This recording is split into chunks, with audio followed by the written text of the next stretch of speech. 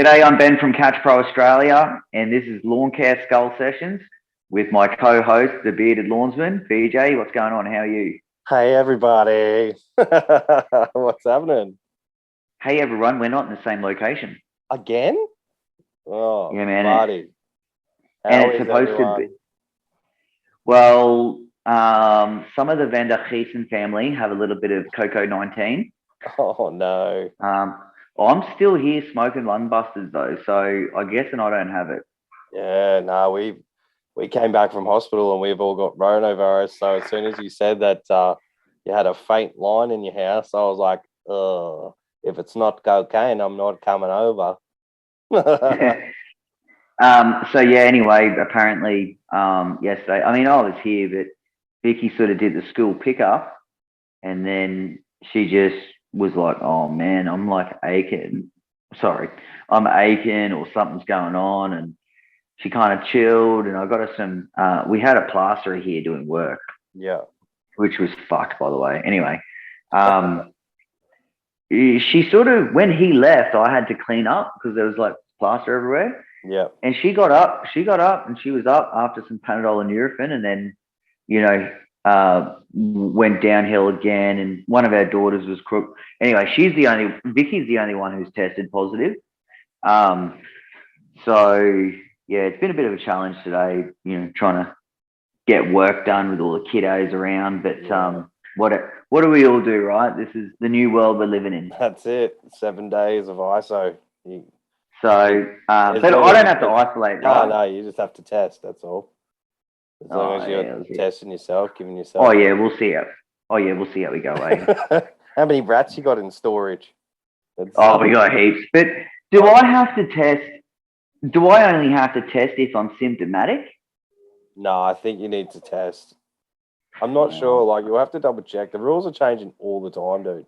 It's crazy. Like we've burnt through so many rats that it's just I don't know. There's only been one of us that's ever had COVID, and that's the middle girl, and yeah, she did a good job at keeping it good to one, us. Chloe. Yeah, good one, Chloe. Jeez. Man, No. I slept in bed. I slept in bed with Vic last night, eh? Oh, did you kiss her? Because we didn't know that she had it yet. Oh, We that's just thought she was run down. She didn't test till today. So, yeah. um, But what do you anyway, do, pal. bro? There's so many people sick at the moment. Like I got snotty kids upstairs. I got a snotty kid down here. I'm still coughing my guts up. So, hey, you're the strongest of the lot. Don't say Maybe that. that. Do not Maybe I say got to. that. Maybe I got to start on the old fucking lung busters. Don't forget, I get symptoms from looking at people. That's why when I talked to you today, I thought, oh no, Ben's having a fucking meltdown. um, anyway, so folks, it should still be the same vibe. Probably not going to be exactly what we hoped. We said that we were going to be reading from a thread that I had posted, something that you and I have always been interested in, but we've been a little bit reluctant to give our advice.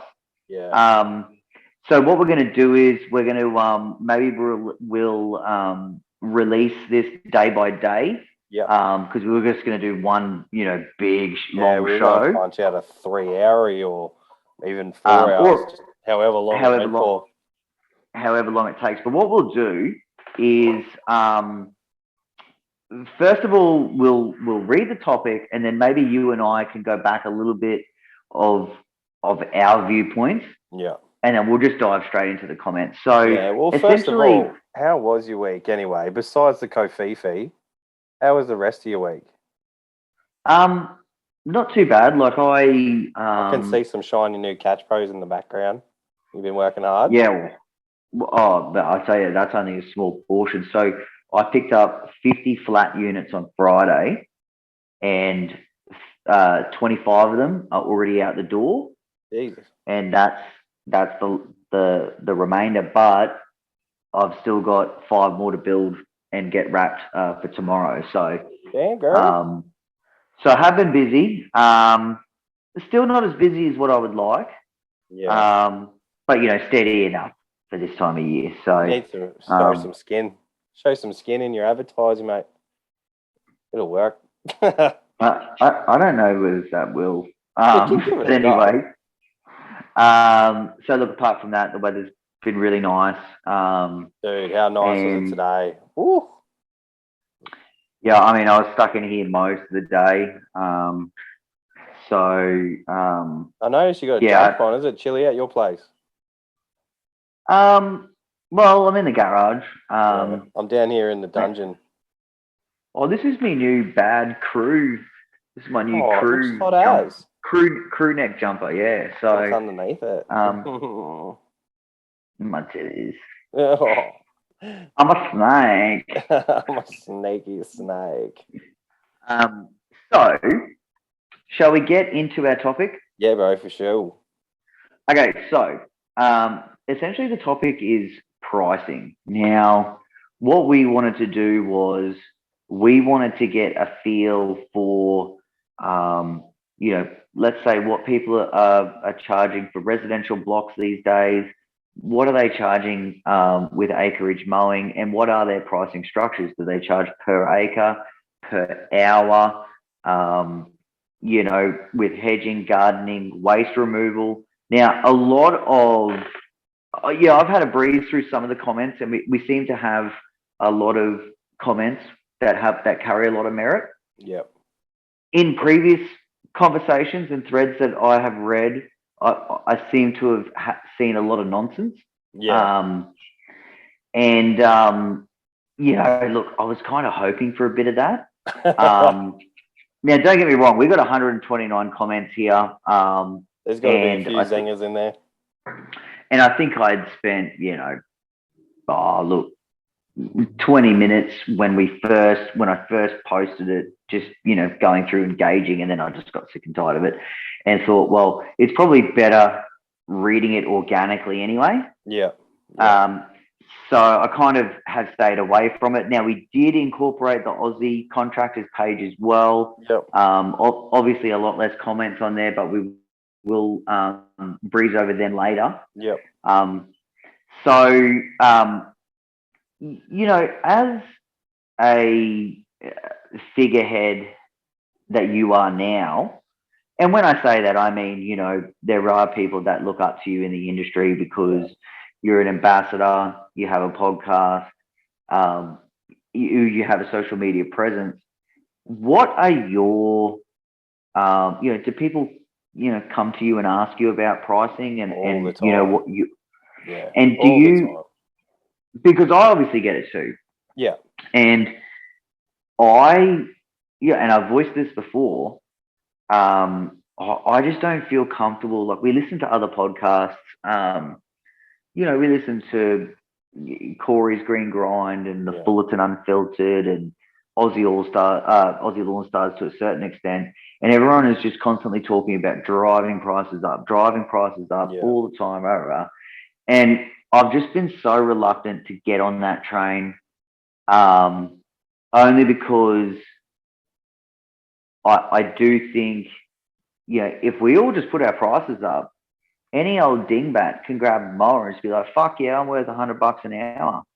And especially so telling people. No, I feel you. I feel like we should be bringing prices up, but in, you know, relativity to the, like, where we should be. We definitely deserve pay rises. Once you start leveling up in business, you have to look at what you're spending on your business, and then you got to charge accordingly. But I do think, like, some people sort of, they think that their prices they should be the benchmark. Oh my gosh! Hello, Nelly, I'm shooting a podcast. I didn't know. All right, but you have to go, man. I didn't know. She's like showing. She's got a loose tooth. So where were we? I think we were talking about people who think that they're the benchmark.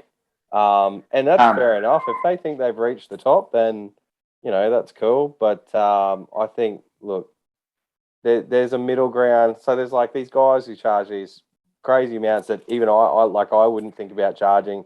And there's a middle ground where I am, and then there's the guys that are probably too cheap and they're not doing themselves justice.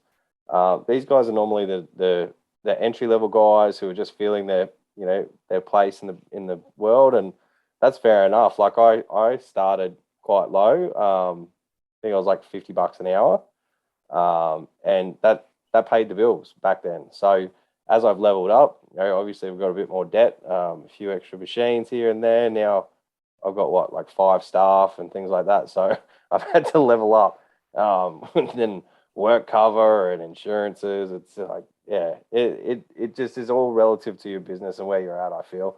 And that's how I've And raised my prices to meet those sort of needs. and just quickly, like the people at the bottom of the industry that are charging, bottom dollar, or who are on the cheaper side of things. Do you give a fuck about them? Not in the slightest.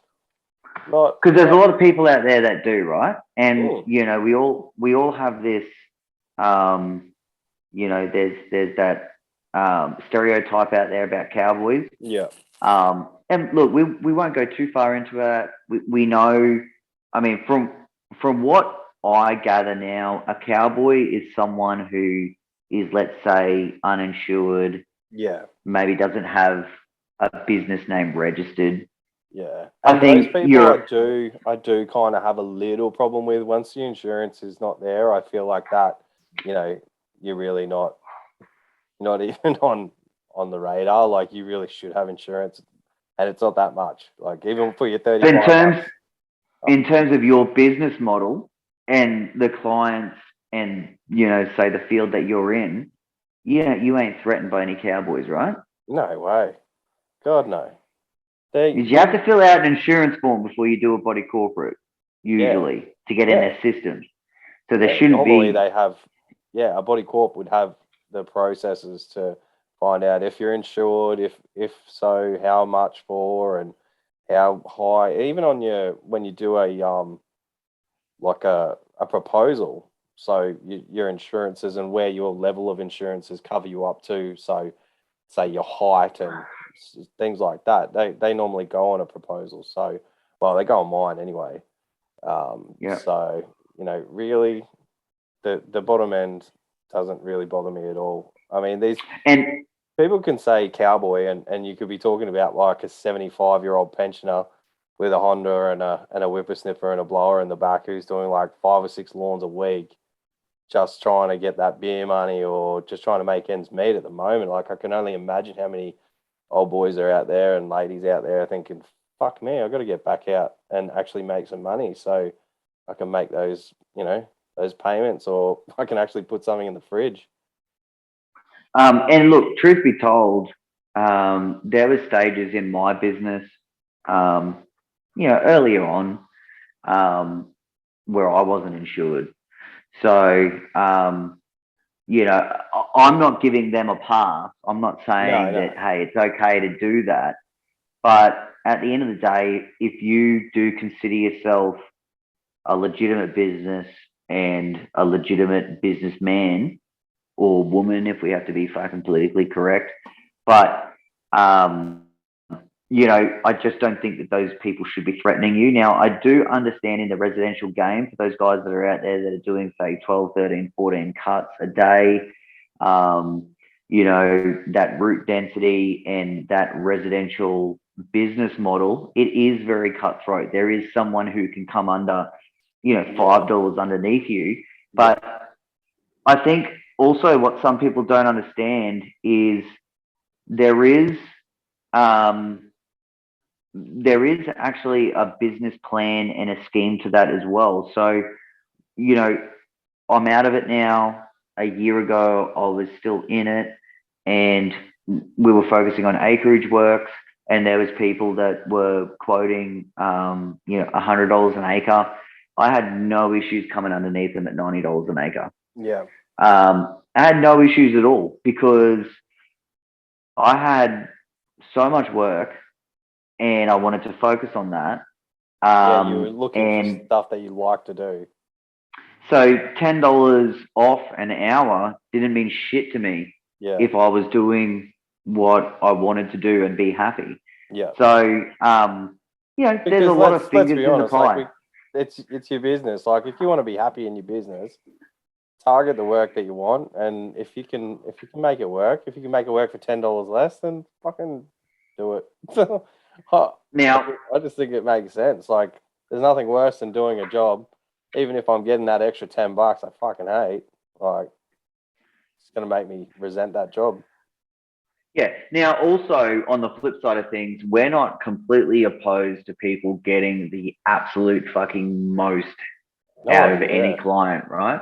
So some when of the guys are getting that fucking good chinger. and we're proud of them, right? Yeah, 100%. So we don't want to make it sound like, No. you know, although we want to protect the industry and not drive those prices so high that, you know, all these fucking shit people are potentially getting a piece of our money. Yeah. But at the same time, everyone else who is charging that top dollar and is being successful, we're very proud of them too, right? Yeah. Now we're in the same vicinity. So our pricing is very similar to everyone's pricing. So there are the odd guys like you see on Marketplace and things like that offering acreage mowing at, you know, $50 an hour or $50 an acre or something like that. And they've got like a time cutter or something like that up. So, you know, it's all relative. But I you know, I feel like in these comments, like the one consistent thing I kept saying was it's just location. I mean, obviously there's skillful guys out there who've got the gift of the gab and they do have these crazy good pricing structures. Like I'm guessing Luke from Silverstone, he'd have amazing pricing. Like I've been seeing him, he's been jacking up a few videos lately. Handsome man. Yeah, I mean, I think the biggest thing with someone like Luke, and I'm glad you brought him up, is because what he's really trying to drive home now is you don't need to be charging super sky high dollars, but you need to know your numbers. Yeah. And that's what himself and Gary Ashton, and there's going to be a ton of comments that we're going to get right into them soon. And so for anyone out there who is new in business or you know, feels that they need to you know, revisit their pricing structure, hopefully this episode is going to shed some light on that. Yeah. We're going to get right into it now. As we mentioned, this might be a 1, 2, or 3-parter, but we are going to release them back to back because we could be limited here on a Zoom chat. So the very first comment is from Jesse Winter. And he says he tries to not charge per hour as such, but he does aim for a price per hour. So you know, that's a pretty smart way of looking at things. Average lawn in his area is anywhere from $60 to $100, and I aim to make about $160 an hour. So I would say 160, aiming to make 160 is top end. Yeah. How do you feel about that? Yeah, I reckon that's top end, especially like solos, pretty high numbers. You know, I guess if he can punch out 2 lawns at $80 a lawn in an hour, that's not too bad. Yep. Now he does go on to say that when he's hedging and weeding, it's a completely different ball game. His rates, he tries to charge about 120 an hour for garden maintenance. And he does say, as there's usually 2 of us. So that's where we got to look at some of these comments and sort of think, well, because when I saw 120 an hour and I thought he was still talking about himself, I thought like, whoa, that's a lot for gardening. That's how I get out of doing gardening. Yeah. So next comment is from Jared the admin Summer. So he says that he's not going to speak for other operators, but he aims for a gross minimum of 700 a day. Now, I love that comment. I love day rates. Not necessarily day rate.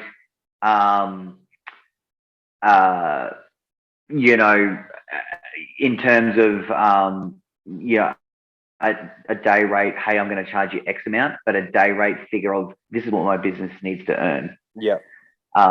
So I have just seen BJ. We've only got 10 minutes left on this Zoom meeting. That's cool. We'll do like 8 minutes, then we'll stop it, and then we'll start again, and I'll just splice them together like the fucking producing ninja I am. You won't even know. It'll be like, we'll be done.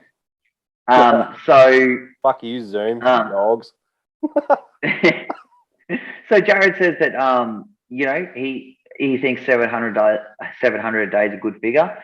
I believe that too. Now, I would say if you're making $700 a day and working 5 days a week, then you got a pretty fucking good business on your hands. Now, obviously, personal bills and running costs become a factor. Yeah. I know years back I used to aim for about 500 a day. Yep. That may, that may be going back longer than what I actually think now. Yeah.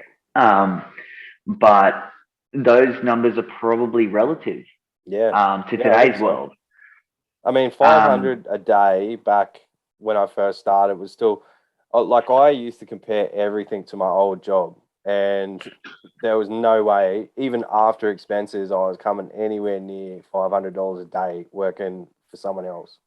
I was, working many hours of overtime, and I was, not even close to what Jared is making now, and I was there for 11 years. So I think realistically, it's pretty good. If you can knock $700 a day or more, that's pretty good.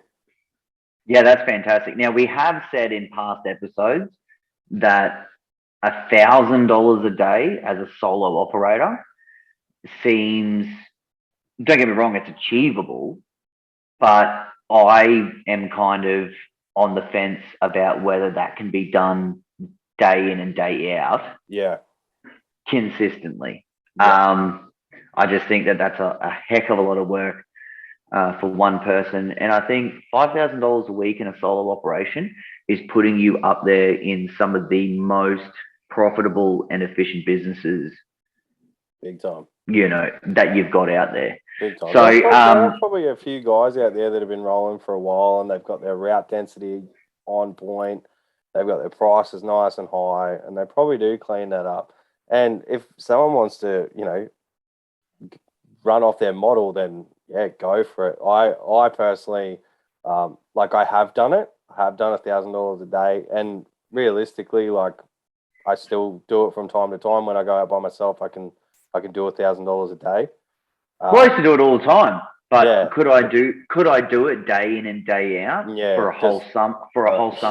Yeah, that's it. I don't think so. Yeah. That's me personally. No, so, I'm the same. I'd fold. I'm old though, and fat.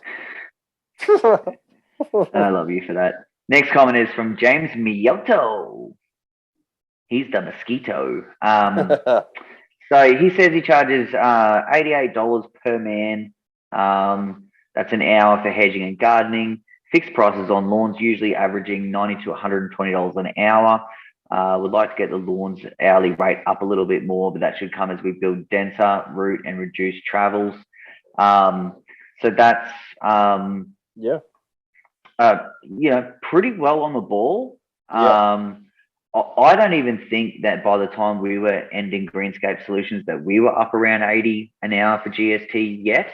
Yeah. We were sort of, I kind of said a lot that I just didn't give a fuck by the end of it. So if I was charging Rusty out at $60 or $70 an hour and making 30 an hour off it, I just wasn't tripping on it. So Russell Newman says $77 an hour. That's his minimum charge. Yeah, minimum charge, $77 an hour. This allows for small, medium residential lawns going off 30 to 45 minutes per job. Says that he only push mows. He's got a trusty 216 and a 196 on board. He aims for $100 an hour, but we'll never disclose that to clients. Now, that's something very important for all of the newbies that we have out there. Yeah. Or for even, say people that have been doing it for any length of time. I think always protect your hourly rate. I think the only time that you should ever be dead set using an hourly rate where you actually say to someone, like a plumber will say, my hourly rate is $80 or my hourly rate is $110. But you know, for a mower man, well, now obviously, clearly everyone's earning this anyway. But I think the only time that you disclose that or say that is when you legitimately do not know how long a job's going to take you. Yeah. Like it could be anywhere between a 4 or 8 hour window, depending on how things go. I think that is really the only time. Yeah. Yeah. Can you hear me kid kicking off? It's almost bedtime. No, my bloody kid went upstairs crying. You big meanie. Wouldn't let it be. So Russell Newman goes on to say that he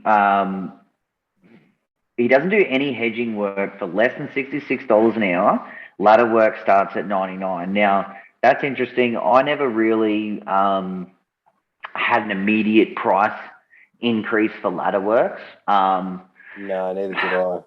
I guess it would depend on, like, for me, it would depend on, okay, is this ladder going way up to the sky? Then I'm going to charge you extra. Yeah. If it's just like an 8 foot hedge and I need to get a little bit higher, then, you know. So also goes on to say weed spraying starts at $33 for glyphosate and 66 for selective. Now, that's something interesting too, because I never really had a set price if I just was getting the glypho out of the rig. Yeah, no, neither did I. I added it. Most of my customers always wanted me to take care of the weeds, so it kind of was always included. It just makes my life easier as well. So if I just include it in the initial quote, they feel like they're getting a lot more, and sometimes I won't even have to pull it off. I can put that little bit of a extra chunk on the original quote, and yeah, it's all good. Yep. Now we do have more from good old Rusty. He says, I only do day rates when doing general landscaping or turfing. I aim for 1,100 for an 8 hour day. So that's a shitload for a solo landscaper. Yeah. But I mean, if he's got the right gear. He does go on to say that he has the right gear. I guess it's difficult to, like, we know that the guys that are doing coring and dethatching and, you know, stuff like that, like, I mean, they can make $2,000 or $3,000 in a day. Yeah. Because that is some fucking full on specialty equipment. Yeah. And it's seasonal as well. Yeah. So he does go on to say that if he has an offsider with him, he pays them out of that day rate and takes the loss. If he's working solo, it's a win for me. Might be a bit controversial at the end of the day, but when both parties are happy with the price, then why not? So, you know, he's obviously comfortable in his structure. Yeah. And look, I probably do think, I guess I would need to know more about this landscaping turfing. I think, you know, an 8 hour turfing job for 1,000 plus GST. I don't know. Look, I think what I try and do now is I try and put myself in the consumer's shoe. Yeah. So if I, you know, had someone coming over and they were going to turf my yard and it was going to take them 8 hours and I knew that I was paying them $1,000 labor, yeah, I'd probably be sort of thinking like, fuck, he's doing all right. You know, like that's a lot. Yeah. It's definitely, I don't know, like $1,000 for turfing for 8 hours is a long time. Like I said, I don't have an issue with any of this. No. He's laid everything out. You know, he's even said if he does have an offsider, he pays them out of that rate, which might cost him $200 or maybe something, you know, sometimes $300. Yeah. And he's still happy as Larry. So, you know, in a way, with what he's saying there, we kind of do something similar with Catch Pro. Like we have 10 different Catch Pro brackets, and we've got 50% of them cost like a certain amount to make, and the other 50% cost a whole different figure, and it's more expensive. Yeah. but we charge those brackets out at the same amount because it just confuses the consumer. Yeah. And sometimes we have a win, sometimes we have a loss. Yeah. So same concept. Brandon Clark says for big cleanups, I throw about 5 poops at the wall and hope 2 of them stick. This way I know the price is high enough to make it worthwhile. Happy for the other 3 poops to slide down the walls into the carpet. So, do you want to break that comment down?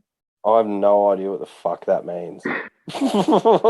Um, Do you? So, well, I guess he's saying for cleanup jobs, maybe he quotes, let's say 5 jobs, and he has a bunch of prices out there. I'm hoping he doesn't mean that he gives them 5 different prices for one job. Yeah, that's what I thought. Because ain't nobody messing with the higher end of them. Yeah. I'll take the cheapest, thank you. I mean, maybe. Okay, someone take the expensive. Kurt McLean says, I don't quote hourly rates, but I aim to achieve $80 to $100 an hour per man for most stuff. Add a bit more for the ride-on. Certainly don't get there on every job, but that's the target at the moment. Have to add that 95% of work is acreage work. So pretty much seems. Now, when I say I agree with it, or let's say I say, oh, that sounds like on the ball. I think what I am really trying to say about that is that's like if I was going to be giving people advice, that's probably similar advice to what I'd give. Yeah.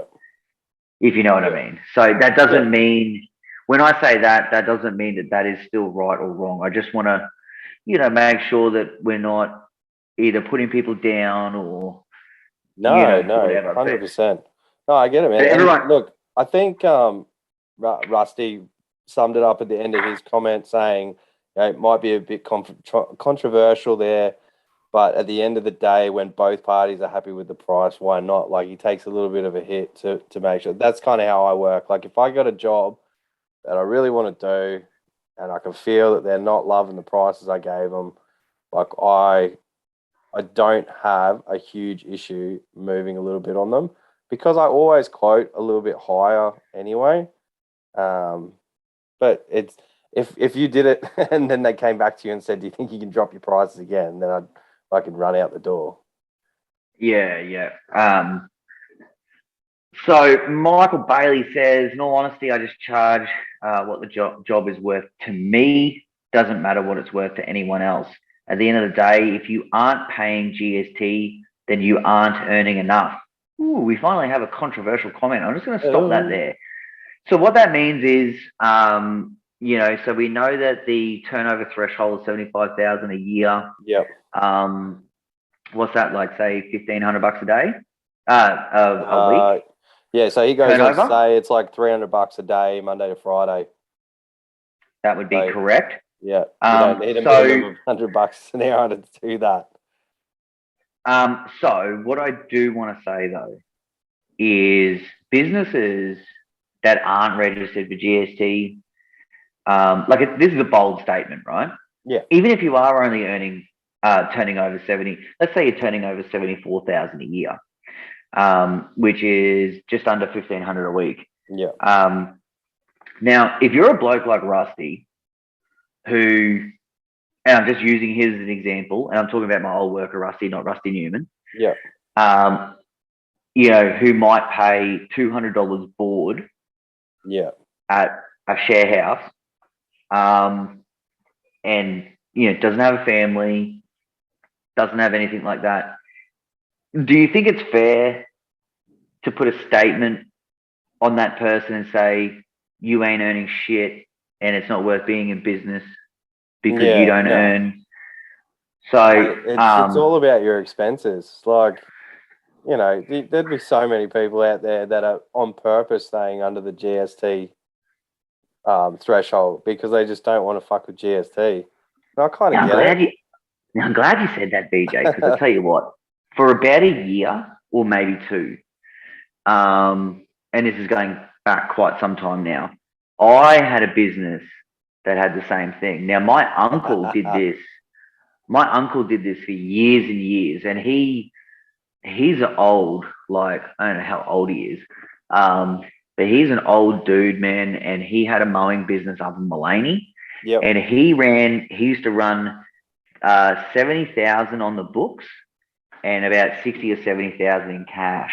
Woo. So he had like, mattress. you know what I mean? So Fat stacks.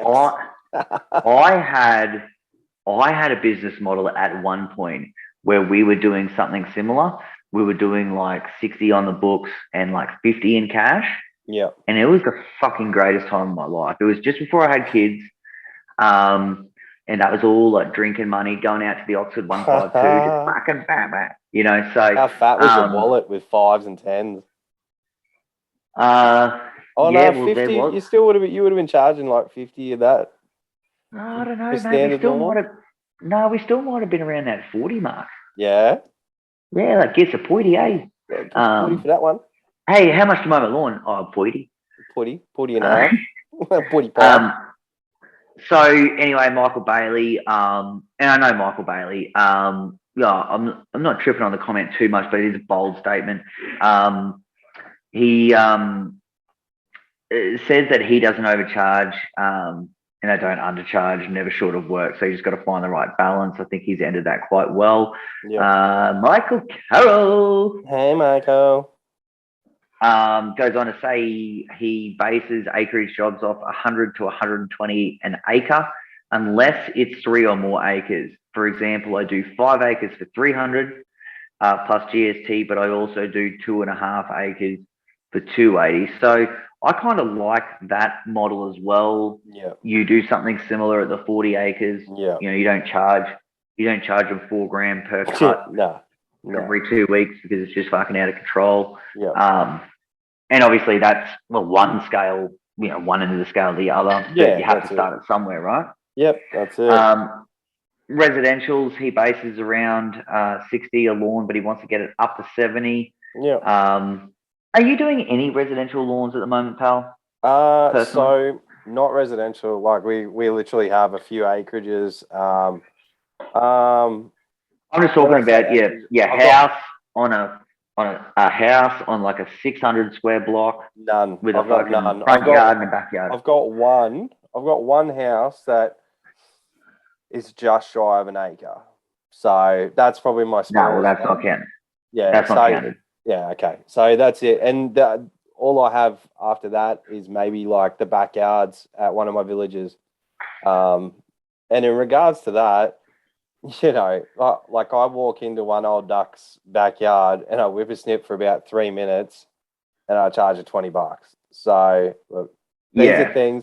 And look, everybody's probably going to be like, oh, you're fucking driving down the prices. But to be honest, that old duck has a vote at the end of the day, and she will either put me back and I'll be earning my, 100G contract, or I won't. So for my 3 minutes and still $20 in the pocket for a bunch of flowers for the missus on the way home, I'm sweet with that. So yeah, I've got a few of those. I got like some 20s, some 30s, some 25s.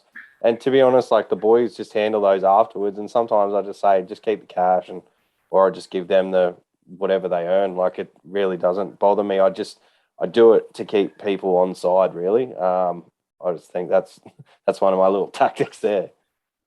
Okay, and he goes on to say commercial ride-on mowing jobs 100 an hour, 65 an hour for hedging, chainsaw work, etc. But it'll be increasing that to 75. So again, around that, look, I would probably say that $60 an hour for garden works probably just feels I mean, it's okay, but it does feel like it's just that little bit cheap now, don't you think? Like, Yeah, do you reckon 70 per man is on the mark? Yeah, 70 per man is right on the mark. And if you've got enough all my prices are at the moment, I do have a couple that are like old clients that are still quite low. So wait a sec.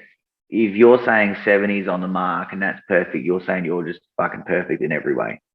No, it's perfect like for Mary me. Like Mary Poppins. Yeah, I look exactly like Mary Poppins. But no, I'm saying it's perfect for me. So that's the whole conversation that why I think things get a little bit out of control is so $70 an hour plus CST is perfect for me. It's perfect for my business. Maybe in 12 months it won't be, and I'll put the prices up accordingly. But at the moment, works really well. We're doing we set goals every year, and we also set like monthly, weekly goals, things like that. And if we're hitting those, I'm not stressing. So if we start to slip underneath those, and to be honest, man, like last month, with Elaroff, I had 3 weeks off. We did our biggest month last week ever in our business. So things are trending it's taken a while, but like things are rolling where they don't even need me anymore. No, well, that's great to hear. But yeah, that's I don't know. It's hard with such a variation in pricing. I think it's really really good that we have this many comments because there's going to be a huge variation from top to bottom. Yep. Now, Michael Carroll goes on to say, between himself and his offside, he aims for 1,000 to 1,300 a day. In saying that, my main contract takes up 3 to 4 days a week and is around a 4K a week mark. So on those days, it isn't as high as my road or commercial jobs. Now, I can totally relate to that. When we if we broke down our retirement village contracts, the day rates were just not like, I don't even know what they were, but they're nowhere near as high. And it's because your overheads come way down. Yeah. There is no travel. You're talking about the epitome of route density and, things like that. So, and your job security goes way up too. Yeah, absolutely. There is a downside. We won't get into that now. Stagger Lee says it's actually a reply to a comment, and he says, I only say this to support you, bro. Those rates are good, but I reckon you can build on them. I mean, I felt like his rates were pretty good, and where he wanted to get them to, I think that was also achievable. Yeah. So I think has stated in his comment that he wants to move them up as well, and that's I've had a chat to Michael as well, and I've sort of said the same thing. Like if you from 65 to 75.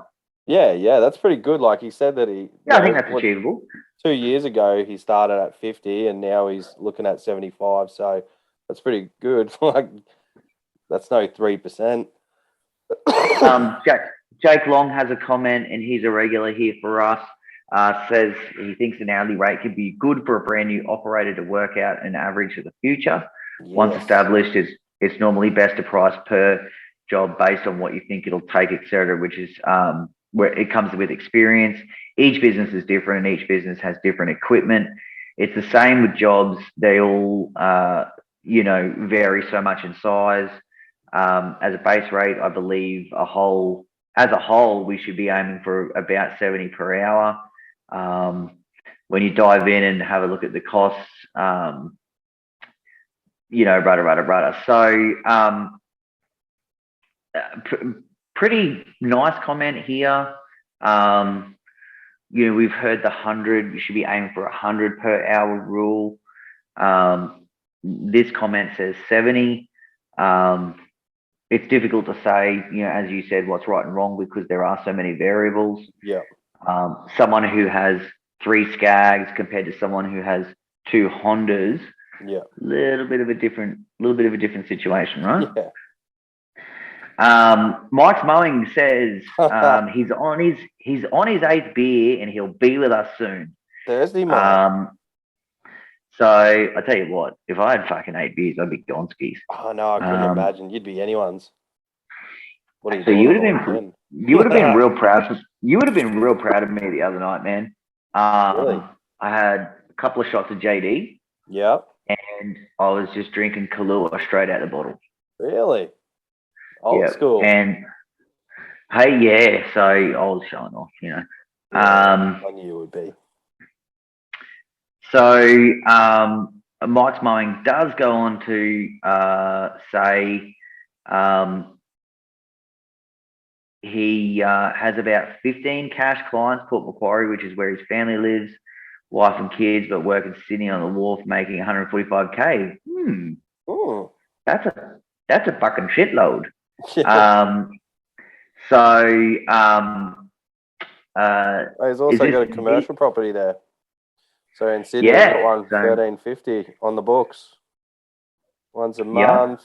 We'll go fortnightly in warmer days. Yeah.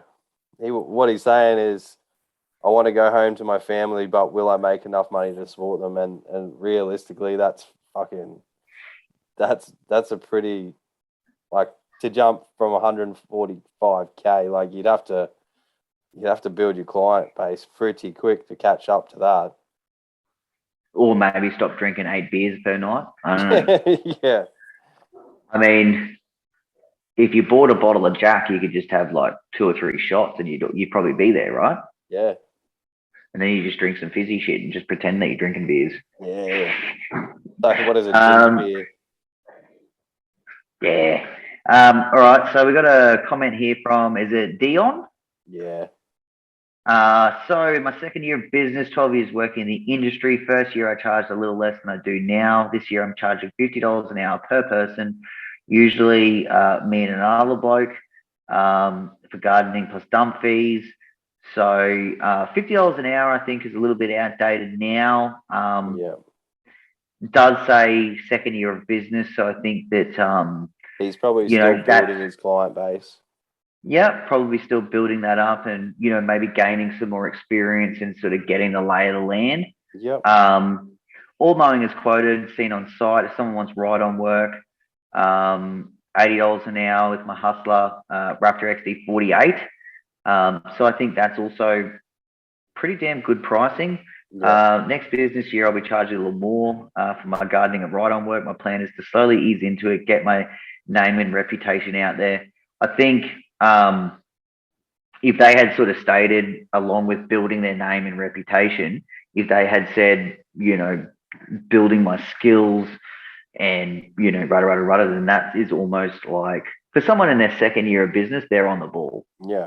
And look, when you say $50 an hour per person, at the end of the day, the business owner is not making $50 an hour. He's making more like, 70, about 70 minimum. So, yeah. So, I mean, that's still not bad coin. Brent Davies says, welcome back. By the way, Brent, we never really left this motherfucker. He said, detailed. Yeah, lawns is $2 a minute, as opposed to an alley rate. Basic gardens start at 66 an hour, and power equipment or ladder work goes up to 88. So that's another one that has like one of these things. So maybe if he's doing weeding or general gardening like clipping shit with secateurs, it's 66. Yeah. But hey, if I start pulling them cords, it's 88, motherfuckers. Yeah. Cleanups are 88 an hour. So he said, I'm just going to stop that comment right there. So cleanups 88 an hour. Now, I just always messed with like say half day rates or day rates for cleanup. Yeah. And the way that I felt about it was, if I was going to do a 6-hour cleanup, there's a fucking high chance that I wasn't going to go mow anything afterwards. No, me too. And so I just book out a whole day for it, really. Probably, well, they would get charged that amount, right? Yeah. Well, I just get whatever my day rate is, and I just charge it the full amount. I'm still making what I should make in a day, and because by the time you go to the tip, and sometimes you have to unload, and like you might not take all your skags there, and you've got to unload them and fuck ass around. Then you got to get them back on the rig for the next day's work. So gutter cleaning, 220 minimum. I never really messed with gutter cleaning, so I don't know shit about that. Yeah, window cleaning, $5 a window, $10 per glass door. Now, I love that. That's pretty cool. I messed around with a bit of windows here and there. Pressure cleaning, $3 a square meter. I didn't even know how to gauge that shit. $5 a square meter for $5 a square meter for brick and paved areas. It's funny how that there's a difference between that. Tip fees, $150 to $200. Now, that's something that I never ever had a price structure for dumping. Um, Not a I structure. never. I used to just charge per load. So if I did a cleanup, I'd charge them per load. Well, we also need to mention that BJ can probably fit a whole fucking suburb in the back of his trailer. So you might do a garden cleanup and be like, oh yeah, fucking the I can do corner's two full. more. Yeah. He goes on to say that I get everyone has a price that they need to be happy with, but we also should have a minimum price we need to charge to cover expenses. Sure, there's a heap of contractors that don't know their numbers, and that could be simply because they don't know how to work it out. Maybe you guys could give some insight into that for newbies. Just some food for thought. Now, I love that paragraph about not knowing your numbers. There's a lot of industry talk. You know, Luke Smith and Gary Ashton over at Aussie Lawn Stars extensively go over that. Yeah. We did have Luke on our podcast.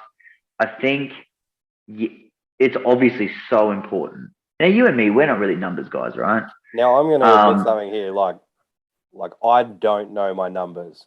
My wife knows my numbers. I don't know my numbers. So yeah, but at least someone knows them. My business knows the numbers. That's the thing. Like that's how we work so well. She's the brains and I'm the muscle. So and the Now, I was about to say the looks, but I shouldn't say that. She fucking kill me. She's very pretty. I love you. I love you, know Luke. what's going on. I'm panicking. I'm panicking in my dungeon. Yeah, and it really is so important to know your numbers. I don't know how you and me could really do a podcast to sort of drive that any harder than what we kind of already do because we're already pretty neutral. Even in Catch Pro myself, we still do not know our numbers just yet. Yeah. So many variables, logistics are always changing. Yeah. We haven't. Did the pricing structures go up and down all the time, or they just go up? With regards to transport and logistics. Yeah, nothing has ever come down. Yeah. I didn't think so. Just thought I'd ask. We have kept the Catch Pro at a retail price of $9.99 plus shipping because we feel that that's where it sits in the market and that's the magic number.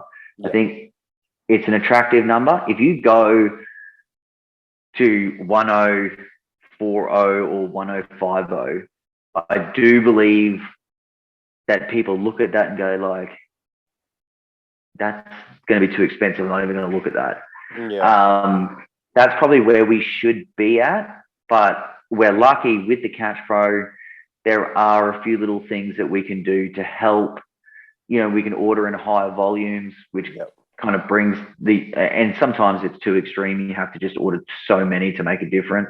Yeah. But there are other variables like the latches and the hardware. You know, you can order 20,000 rivets instead of 7,000, and you can get a little bit of that margin back. Yeah. So that's what we do at the moment to cope with it. It is unfortunate, but like some of the Equipment Defender stuff and some of the Ballard products we've just put up immediately because we just make nothing on them. Yeah. The Catch Pro and some of the other stuff, we can mess with it a little bit and we can take a hit here and there. Mick Calorie, 12 months ago, I'd look at $400 to $500 a day and aim for that. But now a lot of my works are just charged at a set monthly price. So it's a bit different. Yeah. Probably happy with making 3 to 3.5 K a week, 7 to 3 o'clock, 5 days a week. Now, I mean, I still think that's a lot for a solo operator. It's pretty good. I mean, it's not like 400 to 500 a day, but no. So that was 12. That was 12 months ago. 12 months ago. But 3. If he, what's that? I mean, that's probably like so that 7-ish a day, 700. Yeah. So that's good money, like up there with Sharaday. No. So that's what I'm saying. I'm saying that it's I think that's top end for a solo operator. Yeah, I do too. 3.5. I think that's really good. I know that there would be, and it's been so long since I was a solo operator, but Yeah. and really, I think when I look back on it, when I used to do, say, a complex and like I could make $700 like fucking that. Yeah. I just think that doing that day in and day out is still not the easiest thing in the world. Imagine earning another 300 on top of that. Yeah. But I like that. I think that 3 to 3.5 is an excellent business that's achievable. Yeah, I think so. I think when you go to the people that are, say, doing 4 or 5, although I believe it's achievable, I just wonder how many actual weeks out of 52 that they're doing that. Yeah, and how sustainable on your body it is too.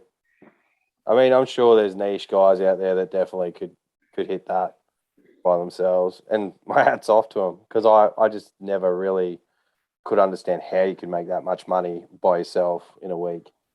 I mean, I see some guys doing like 12. They say they do like 12 to 15 lawns a day solo. That hurts me just talking about it. Yeah. It's I'm in pain from that. My feet are so sore. But maybe I'm just gotten soft in my old age. But that, to me, that's a lot. And you know what? When someone says I do 12 to 15 lawns a day, does that mean like it's a courtyard, or does that mean, a lawn is a lawn, bro? Well, that's the claim thing. that shit. What's a lawn? Mate, I had a fucking, you might have even done it way back in the day. This is when I was like 16 or 17. But we used to do a bunch of body corps, and I had a whole day of just footpaths. Really? Just footpath mows. Is that one like near Mount Gravatt? You had one that was near Mount Gravatt? We used to do the footpath there? That might have been later on in life, but these were all in like Cooperoo, and they were all just complexes fucking lined up everywhere, like just in neighbouring streets. And it was just, I remember it was our footpath day, and we used to charge $22 plus GST back then. And mate, like seriously, I could have a durry and be still smoking it on the third one. Like that's how quickly you just get out and smash these things. Yeah. And hey, a lawn's a lawn. If we did 22 of them, I'd be saying to people, "Fuck yeah, I busted out 22 today."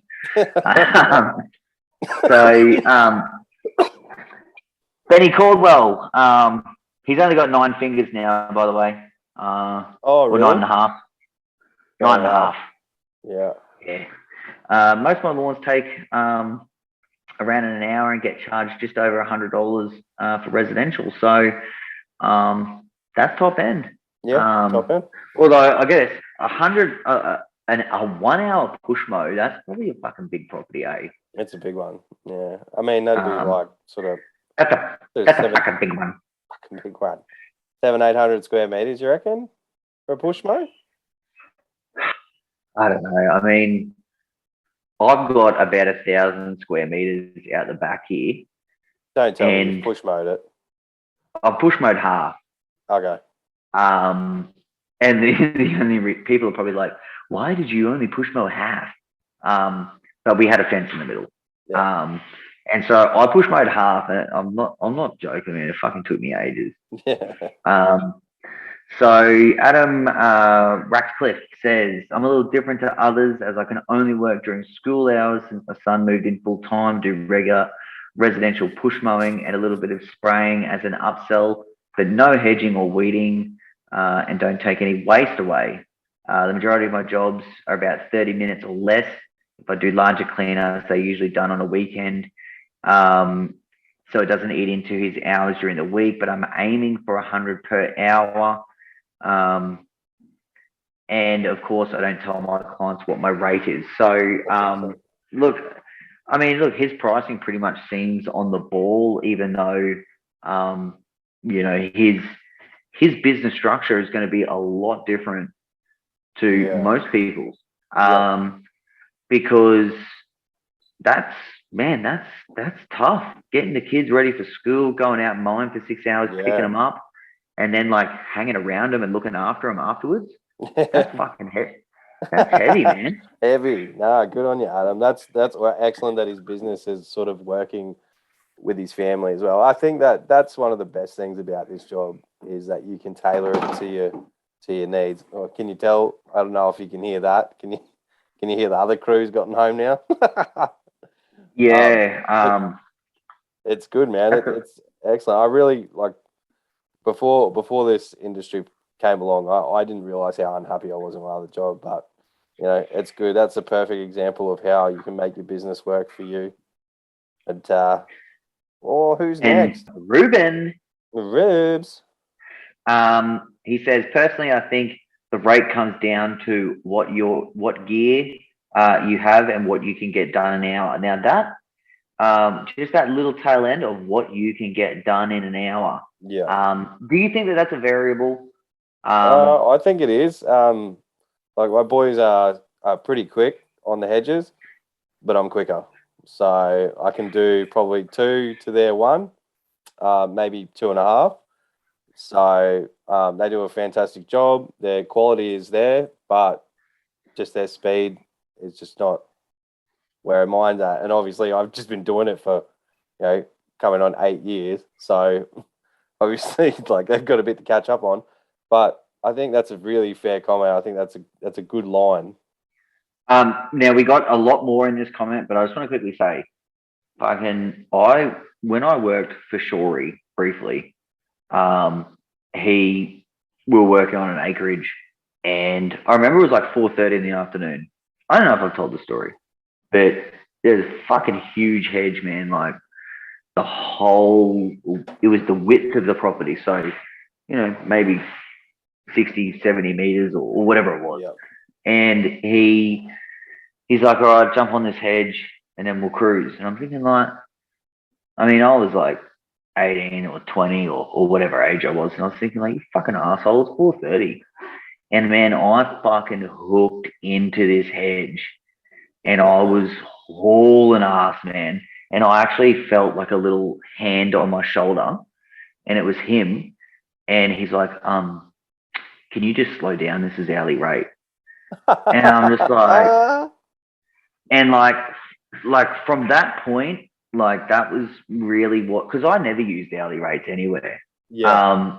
The only time I ever used hourly rates is if I had someone with me. Yep. Everything else, it just didn't matter what it was. It was like, I'm just because I would go through stages. Man, sometimes I'd be fucking like, you think I was on the gas. I was just hauling. Yeah. And sometimes I'd just be straight up dragging my feet. And it just didn't ever feel fair it never felt fair to me when I was working in another gear than what other people would work. Yeah. And it never felt fair to the client if I, wasn't on my game that day. So I hated hourly rates. So he does say, he goes on to say, ever since I bought my business, I've always had more than enough work, so I don't want to take on anything extra unless it's going to pay real good money. That's another great comment. Yep, fair enough. So he said, when you're not worried about getting the job and you're not too scared to ask for a great price, nowadays I only take on extra work if the price makes me happy to do it. I've always worked on at least $100 an hour. But with my Walker mowers for house blocks and Super Z hustlers for paddocks and large areas, the jobs do get done very quickly. Some people will do these areas just as quick on their favorite brand mower as well. So I'm not trying to say that these are a better machine. He's just being politically correct there. Let's face it, Super Zeds and a Walker, for just what he said, for his house blocks and for his paddocks, that's a fucking great combination. Yeah. So I wouldn't charge the same amount using an underpowered 18-inch push mower. So that's another, great comment. Yeah. A job will take an hour with a push mower that can be done in half the time or less with a Walker. I don't always make this. Sometimes $66 lawn will take me an hour if I stuff around or get caught chatting. Now, I think the chatting part. That's like a tax, isn't it? The chat tax. Yeah, I mean, you can imagine what I was like. Yeah. Fucking, and I do remember it was a factor. There were some clients where I was like, hey man, this is a part of my time here. Yeah. So if you want to keep talking to me, like, fuck, I gotta be Yeah, out of man. here at 12. And look, sometimes in some situations, it's part and parcel of the job. So at the village, when you live in that village life, having a chat is definitely one of those things you got to get used to. You got to learn. Like you have to teach your staff how to break the conversations too. That's I've got two really polite guys that you get an old lady who might not have seen anyone for the whole start of the week, and you're the first person she's talked to face. It's just one of those things that you're like, oh, I'll have a chat, even if It just depends for me, it was always if I was entertained. Like, if I had run into someone at the village and they just didn't have anything good to say, it's like, oh, I'm cruising, eh? But if it was someone who was either making me laugh or I was entertained, it'd be like, fuck yeah, I'll hang around and chat for a bit. Jared and Ruby go on to have some sort of a conversation back and forth that we will leave out. Michael says doing mainly residential, all push mode, $55 at a minimum to just rock up and do a council strip, for example.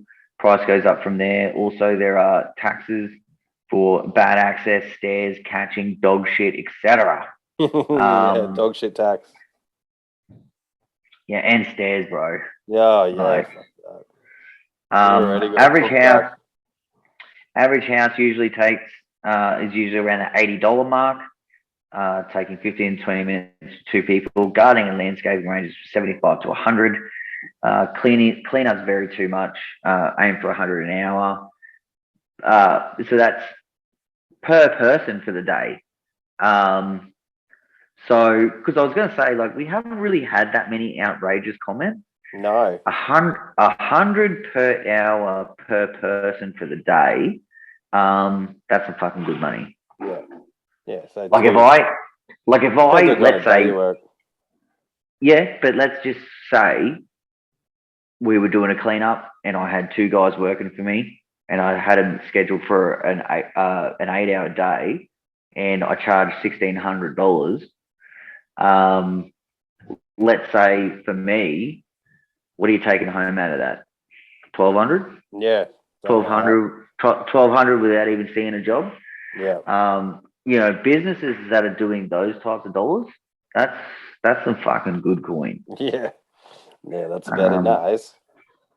Now, Conrad Brookman jumps in, and we know that he's a bit of a numbers dude. Yeah. I think there's way too much focus on dollars per hour, probably because it's the most simplest way to compare. If someone is priced obviously way too low and they're given advice to charge at least X amount an hour, it's an easy way to send them in the right direction and stay out of financial trouble. But it's quite a simplistic view and a complex issue. That's a band-aid fix, really. You can't keep taking price advice from strangers on the internet, no matter how well intentioned. The most important thing is for operators to know their numbers. Tom over at Aussie Lawn Stars raised a very good point on the importance and benefits of profit first accounting, which ensures you get paid and have profit within the business for new upgrades, equipment, etc. Once you know how much money you need to make each day to run a profitable business, the flow-on effect is that pricing decisions are so much easier. It's no longer a question of how much should I charge. Instead, you know how much you have to charge. It's not about being greedy or ripping customers off. I do think that $100 plus rates are definitely reasonable, but the flip side is that as an operator, you need to have the productivity and provide the value to back up a premium rate. Now, there is a lot to unpack there. Yeah. And I didn't stop it halfway through just because it was a very well-flowing comment. Yeah. Is there anything that you want to pick? That's fantastic. No, I totally get that. Like, that's one thing that that we do is you got to look to the future. You don't know when you're going to need another whippersnipper. You don't know when you're going to need like another blower, things like that. Like, shit happens. Like, I had 2 backpack blowers go in the same week.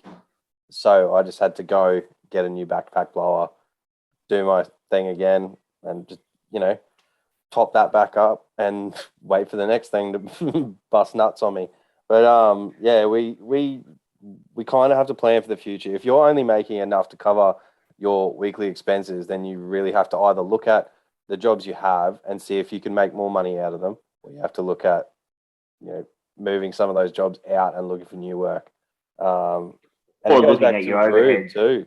Yeah, yeah, you have to look at your overheads as well. But like with Rube's saying, like when you get to the level where you are making money and you are banking a bit of money, then you can start you can feel out your prices better as well. You can like start putting a little bit more on if you're not worried about losing a couple of quotes. Or you can just push that line a little bit further up and see how you go. But no, I definitely think like Conrad's comment's really good. And he does go like I want to point my finger on the part where it says the flip side is that as an operator you need to have the productivity and provide the value to back up a premium rate. So That's what you've always said. I've always said that because I just I just think your work first and foremost has to be good. Yeah. And if you're going to charge any premium rate, you've got to have a premium skill level.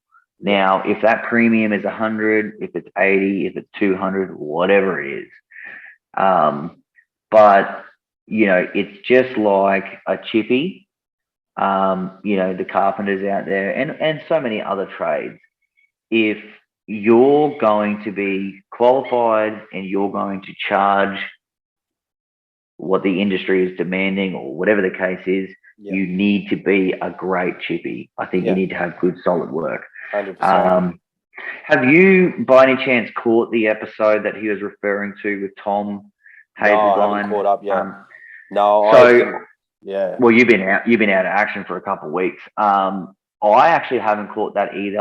I've been off podcasts for about a month. I haven't listened to any podcasts because you're banking. No, it's not because of that. Usually I would listen to podcasts when I'm building catches and building products and I'm not using my mind at all. Yeah. Because I can zone off and get really absorbed in those podcasts. At the moment, we're doing, we've moved to the company structure. We're doing a lot of back end. We're doing forecasts. And I cannot have music or any distractions because I just end up fucking kicking back with my feet up, having a giggle or whatever. Concentrate. Humongous.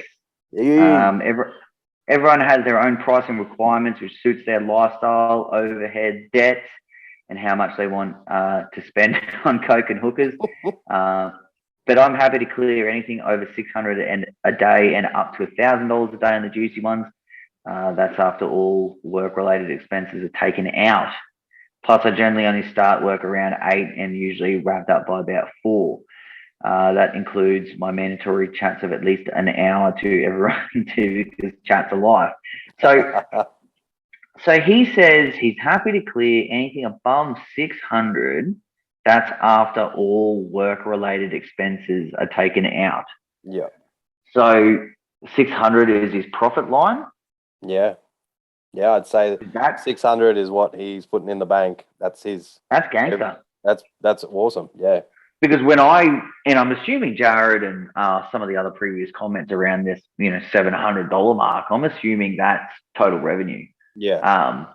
Well, they haven't said other, so got to assume that's where they're saying. I know like a lot of the guys are saying, 88, so I'm guessing they're including their GST or 55 or whatever.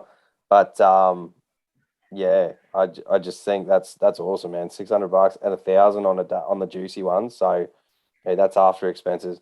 Now Hugh's got 2 businesses. He has the lawn mowing and gardening business, and a steroid business. What's that? And then and a steroid business. No, he's got he does magazines. So no, he's got a garden bag business too. So I'd like to see like which one like he's including. He's definitely on the guest list. we definitely have to get this Zoom. Maybe we'll have to buy the Pro so we don't have to do it in 40-minute intervals. But he's definitely on the guest list because that's awesome. I'd love to hear more about his business. Yep. And James Cox replies to him and says, "How many hookers can you get for a K?" Asking for a friend. I don't know how many you can get. I've never done this before, but no idea. One good one or $110 ones. Quantity over quality, my friend. That's you. Stagger Lee comes in now with his own comments saying a few general rules I like won't work for everyone, but what I think is realistic. Minimum charge, $55 residential, 88 for commercials. Personally, my commercial and residential pricing never really differed. No, neither does mine. So $55 for a residential lawn kind of seems a little bit on the cheaper side of things. In this thread, we haven't seen many $55. Yeah, it depends on the minimum charge. Like I said, I do some old duck for 3 minutes, $20. Like maybe he would do the same thing for 55. So well, it's all relative to the work. So he does go on to say that he aims for $100 as a base rate, which would probably mean that a $55 residential mow is taking him around 30 minutes. Yep. Which I believe is on the ball. It's just that we have seen, some people doing the 77 for that same job. But that I don't think any of this is right or either wrong. Yeah. And I think that Staggers, he's generalizing here. So he's not even saying that this is what he does. Yeah. Right on work should be 50% more at a minimum, but realistically, in the current climate of cost and lead times for parts, etc., should be double your base rate. That's an interesting comment. Once again, I sort of never really looked at right on work. Like I never really looked at it as though, okay, because I'm using a right on right now, I need to charge. Like I never had a rule for anything like that. It was never like I did have rules, or say thoughts like, man, I ain't fucking getting out of bed for less than $300 or whatever the thing is. But I never really said to myself, my right on ain't coming off that rig for less than X amount. Just became a part of my business. Like, man, I'd fucking bust it out on a 10-minute front lawn if I wanted to. Well, that's I pull the 30. And I wouldn't be charging any more for it. Yeah. No, I pull the 32 out for villages, but because I got the 32, it's more for me. Like it helps me be more efficient. It helps me do things better than I could. It leaves me time to do other things. I just use it as another tool to get the job done more efficiently, and Yeah. So correct me if I'm wrong. If he would aim, or at least his advice is to aim for $100 as a base rate per hour, then the right on work should be at least 50% more at a minimum. So if he was doing right on work, so it'd be $150 an hour. Would that be correct? Yeah. And did he go on to say, if not, should be double your base rate? Yeah, which I think is probably some of those outrageous comments that I was looking for. I was looking for a $200 an hour. $200 an hour. You wouldn't be telling your client that's how much it's going to cost. You might snag one, maybe. I don't know. I just in our area, I don't think people would be saying, because don't get me wrong, BJ. So I'm not for all these conversations that we're having, because we've got people that say shit about us, right? Yeah. But it's just a conversation. Like I had a job up until 3 months ago where I was getting paid $400 an hour for right on work. You know what I mean? Like I'd punch out a paddock. It was at a factory, and I get paid $400. The right on work took me 45 minutes. Was it a factory downtown? Yeah. Was there millions of peaches? Peaches for me. So, you know, if I look at something and I see, you know, say $200 an hour, fuck, that's outrageous or whatever, it doesn't mean that I think that person is a ripoff or whatever the case is. Yeah. It's just a comment, right? Yeah. It just means that we haven't, like, I haven't been able to achieve those numbers. But you know what? Maybe looking back, maybe I have. If I broke. Well, you don't know down. your numbers. Yeah, I don't know my numbers. numbers. So Like, get I know fucked. how long something takes me, and I know how much I charge. But like I know those numbers, but I don't know all the ins and outs. You know, if my wife is smiling, so am I. Now, Stagsy goes on to say, same for hedging, broadleaf spraying, chainsaw work, horticultural services, pesticide. All of these should be significantly above your base rate. I don't know. I wouldn't necessarily say that. Like, I know that I would do a broadleaf treatment for, and I'm not saying I'm right. I'm just saying this is what I fucking did. I would always spray for the same amount that I mowed for. Yeah. I don't know if that's right or wrong, but like, just for me, the change of pace to walk around with a spray pack, you know, I carried the chemicals anyway, so I kind of, you know, just incorporated that in the price. Yeah. It was always just a good change of scenery for me, and like, I just always felt a lot of the time that it was an easier task. And Yeah. so what I was always doing, and I don't know if everyone does this, but I was always, if I did a broadleaf spray, it was always like, all right, we're going to mow. 7 days later, I'm going to spray. And 7 days after that, I'm going to mow again. So it was always an upsell. Yeah. And especially coming into the cooler months and exiting the cooler months when you'd probably get an extra 2 services out of that client just for spraying. Absolutely. Yeah. Yeah. So, you know, I never really used Stagsy's theory here about, you know, being 50% or 100% on your base rates. I sort of just always kind of took it as a whole.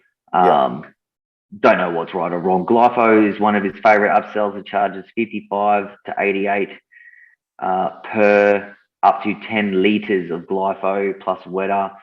And look, I think, and I know that Staggs is a chemicals guy. Like, he's onto it. I think he has a few tickets or licenses or whatever they call them. So he's obviously very confident and, you know, can probably articulate his words a little bit better than, let's say, someone like me, because I'd be like, I mean, at least I don't say glyphosate. Glyphosate.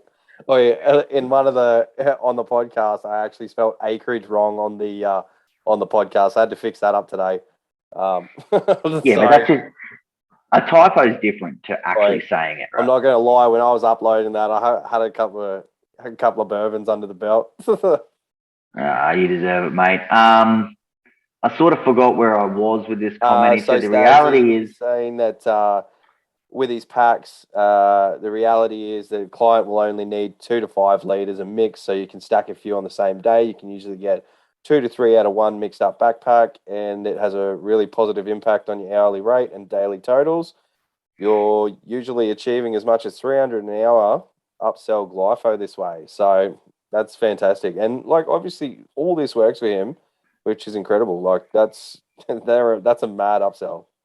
Very, very cool. Yep, goes on to have another comment here saying waste rates should be comparable to a skip. I reckon $220 for a 4 cubic meter trailer of green waste is fair and more achievable. I don't know, like, with a skip, like, so for me, I guess filling a trailer is one thing, but then driving it to the tip and fucking unloading it again and then paying for it, it's like, look, for me, for so long, time was money. You know, like, the last 3 years of my mowing career, I was developing Catch Pro. And so just time was just money for me. Now, that's not the case for probably a lot of, you know, mower men out there. So I don't know how to gauge that. Landscape supplies should be charged out at retail plus 30 to 50% plus time to book, organise, regardless of any trades discounts you achieve. This is your gain. That's actually something that and look, for me, it was only ever sort of turf or mulch, Yeah. but I never really marked up. Now I certainly got my money's worth, but if someone ordered 3 cube of mulch and it cost me 79, I never invoiced them a higher amount per meter. I always bunged a little extra on for delivery, and then worked so let's say a delivery locally might have been 50. I might have put 90 on that. Yeah. And then the rest of it was kind of just worked into the labor. Yeah. So, look, I was probably a classic example of, whilst I'll say that I knew my numbers, I never used percentages or any formulas. It was always like I looked at something and I thought, this is probably a $600 or $700 job. And instead of adding 10% as a buffer, I might just say, but I want another 150 or 100. I never really used a percentage. I just used whole figures. Yep. I feel you. To round out each price. I don't know if people just think I'm a fucking dumbass or not, but no, like I'm the same, man. Look, I use mulch. Like people can get the same price. I don't know about you, but my trade discount is not a huge discount. So I'm literally paying like what, $3 a cube less than the public.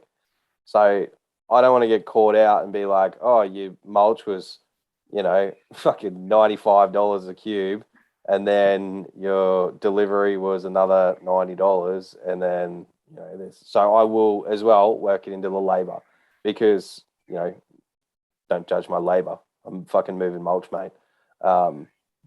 And I think that is something, that comment there is very credible.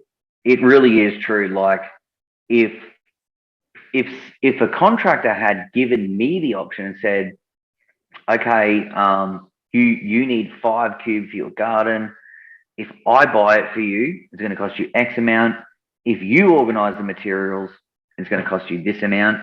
Then I think everyone's on the same page. Yeah. But if you're just like, hey, I'm getting the mulch for you, and the mulch costs $400, except you're going to pay $600, then you know what I mean? Like that's when you can find yourself in a situation where someone's going to look at the bill, and especially if they're not satisfied, and they'll be like, you can get fucked. I'm not paying you this. Yeah. And if they, and now on the flip side, it is worth, like a contractor should get paid. I do the same thing, right? So with the Pro Shields, I have a guy that orders all my motors. Yep. He orders all the cables and terminals and everything, and he charges me a surcharge on top because it takes time to order that shit, right? Yeah.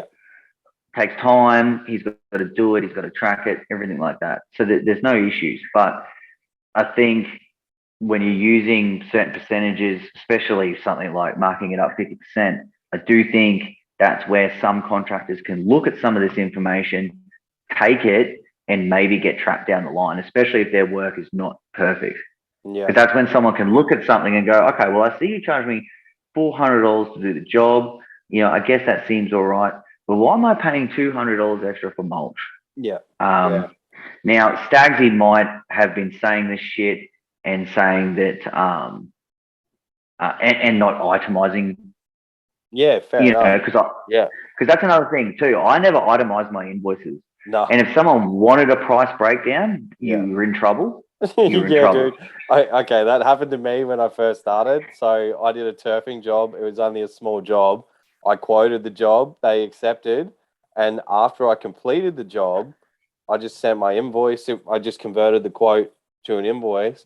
And all of a sudden, they wanted everything fucking itemized. And I was like, oh. And to be honest, this is one of the fucking only times that I've ever just like ghosted someone because I was like, nah, no way, because I made good money out of it and they'd accepted the quote and They were just accepted the like, quote. Like, that's bullshit and they that were they just asked like, for a oh, price breakdown afterwards. yeah. So I was just like, no, I've been in fuck you situations guys, I'm where out of here. I've been in situations where I've done quotes and they've looked at it and they said, we're considering this.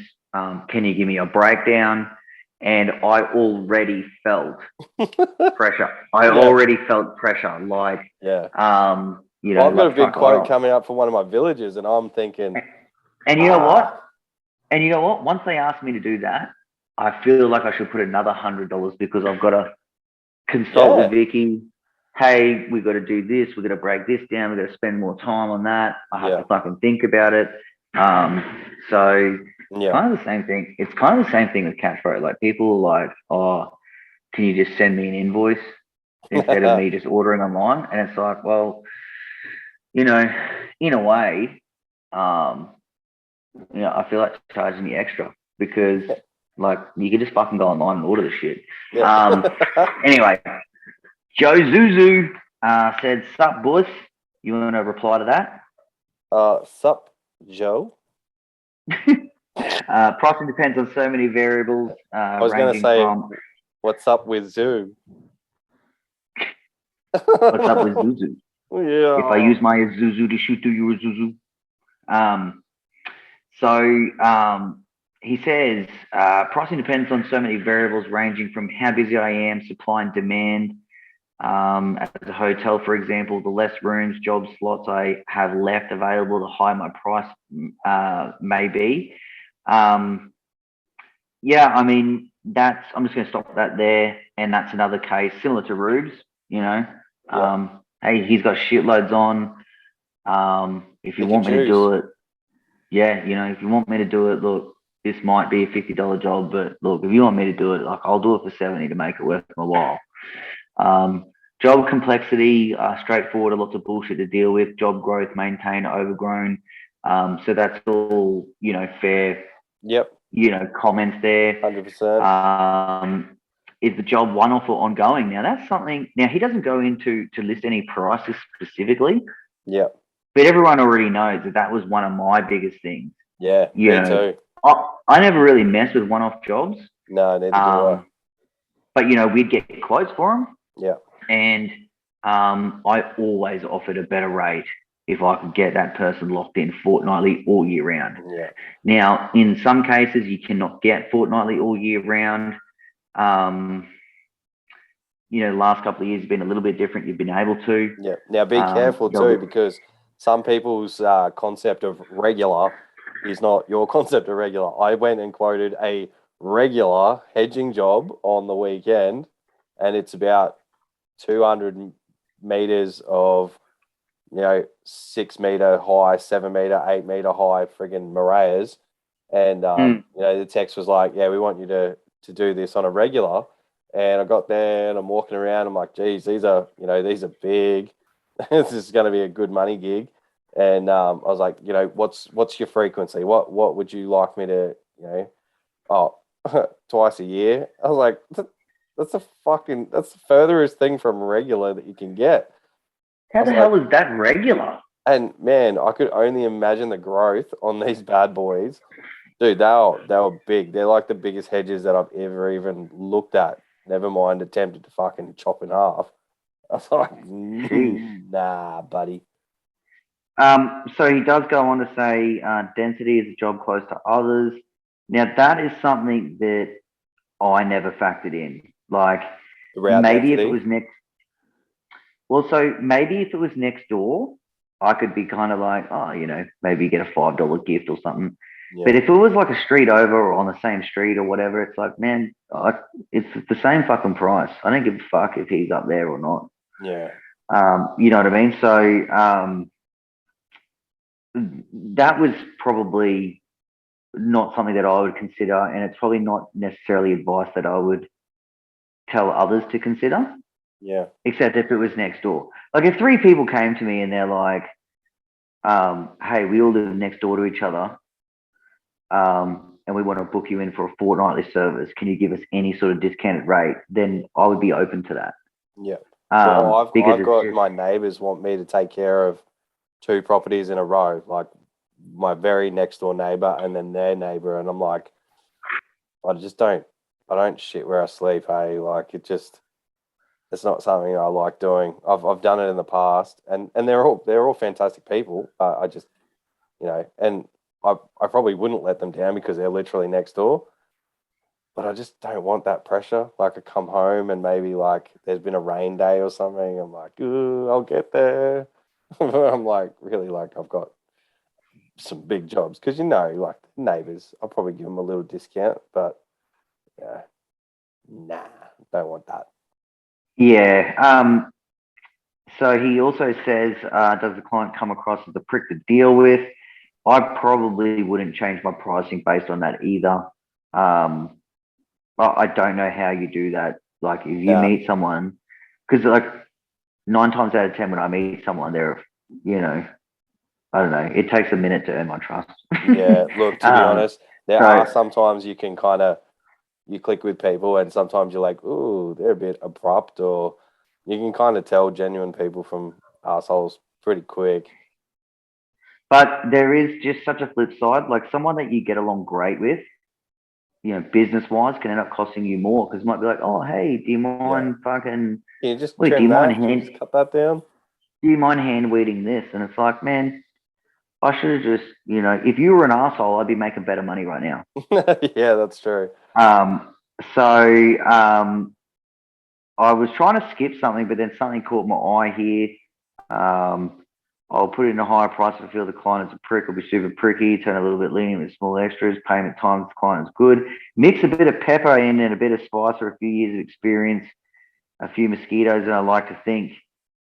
I've mastered the art of quoting, never ever charge per hour, but I like to mental note average my hours, 100 per hour, 125 to 150 for gardening, etc.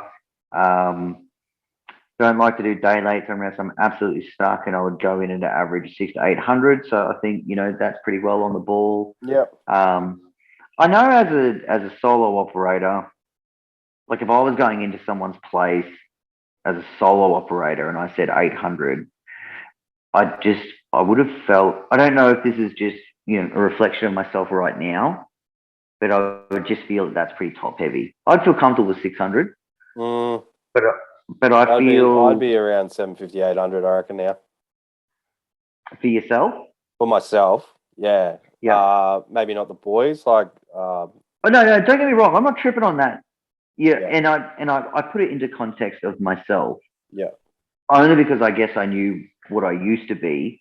Yeah. And I never got to a point into my business where I was charging myself out at $800 for a day. Yeah. But it just feels a little top heavy for me, and I'm not tripping on it. Yeah. And especially if that's where you're at, I know sort of what you're capable of and the work that you can handle. And if that's the game, that's the game. Overall, the main thing is whether I'm working for 50 or 500 is that I'm happy. Aww. That's a fucking good one. That's true, and that's the first thing you told me when I started. If you hit a quote and you're happy, then that's all that really matters. You can walk away happy from the job. So, BJ, we got a ton more comments, but I think we'll put a bow on this part of it now, and we can pick this back up. You got to go look after your COVID fam. Just got a text from the misso saying that Nelly has tested positive. She was the one who joined me at the start of the podcast. I mean, it is what it is. Like, my missus is crook, so, I've been bathing him and, taking care of him and that, so I'm probably going to fucking end up with it. But let's hope not. We'll see. So, everyone, thanks for tuning into today's episode. We will be back Sunday with part 2 of this LMCA episode. So, we will see you, and until then, I am at Couch Pro. He is at TVL. We'll see you on Sunday. Peace.